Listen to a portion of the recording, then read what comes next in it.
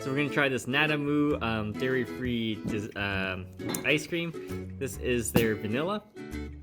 I did a review of these other ones here before. You guys saw them in my previous video.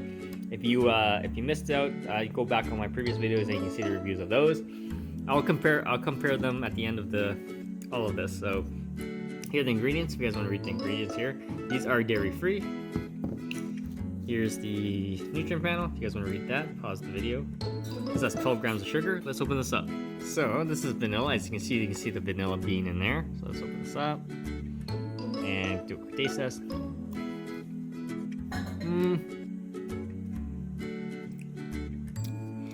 So this one's pretty. It's vanilla, so it tastes like your regular coconut ice cream vanilla. So nothing outstanding. If I had to choose from these three right now, I still like the cookies and cream, and the cookie dough one is actually pretty good. So this one's just ordinary, nothing too special. But check it out, guys. If you have Chris Combs, post Scratch now.